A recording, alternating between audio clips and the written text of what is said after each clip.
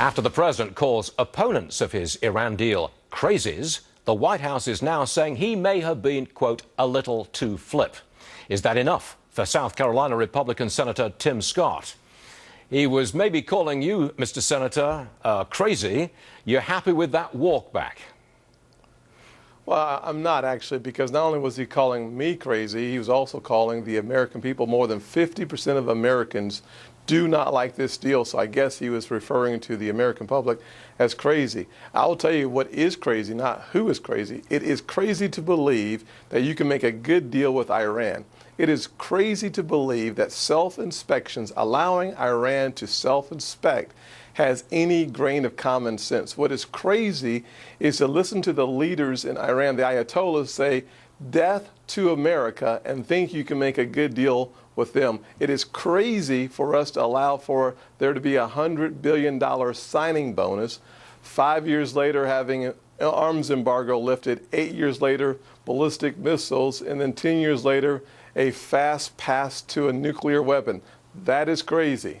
But calling those of us who believe that this deal is bad crazy is inappropriate. Senator, can you block it? I hope that we can. I hope that we can. I think we are still gaining momentum. We certainly have to continue to talk to our friends on the left.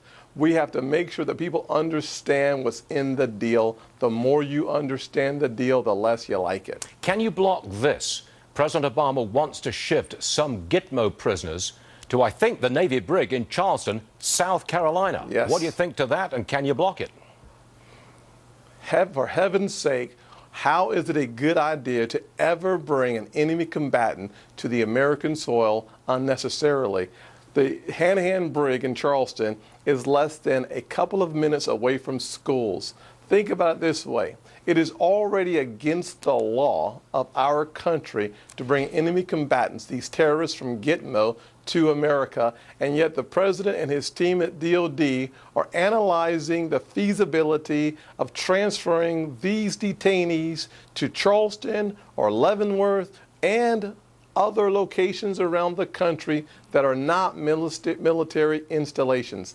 That I can't understand any rationale that would put our lives in danger by bringing those enemy combatants to America. Mr. Senator, there is a new poll from Monmouth University that has Trump surging in South Carolina, your state, 30% to Trump. Lindsey Graham has 4%. When he heard that news, Donald Trump tweeted this. I'm going to quote directly. Congratulations, Lindsey Graham. You just got 4 points in your home state of South Carolina. Far better than 0 nationally. You're only 26 points behind me. That sounds a little harsh to your fellow Republican South Carolina senator. What do you say? There is certainly no lack of hyperbolic language in the primary process. I'm sure that we will hear more.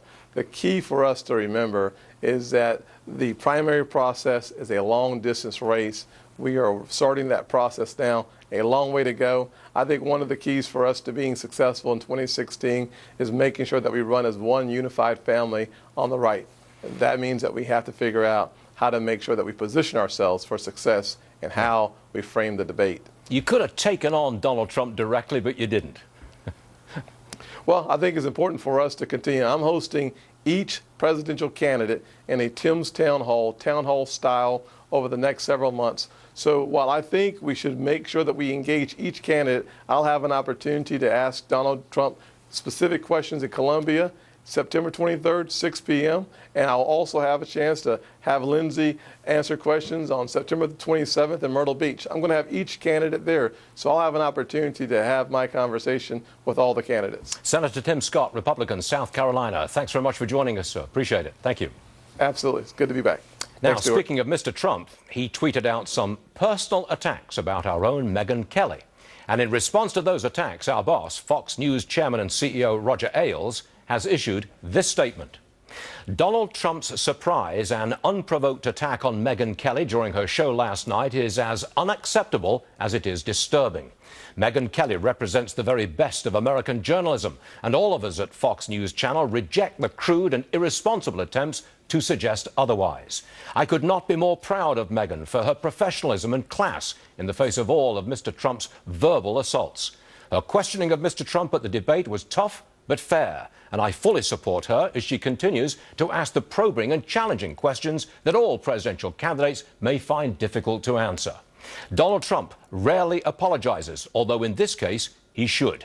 We have never been deterred by politicians or anyone else attacking us for doing our job, much less allowed ourselves to be bullied by anyone, and we're certainly not going to start now. All of our journalists will continue to report in the fair and balanced way that has made Fox News Channel the #1 news network in the industry. President Obama reportedly giving Vice President Biden his blessing to run for the White House. But one White House watcher says this isn't about hurting Hillary, it's about helping himself.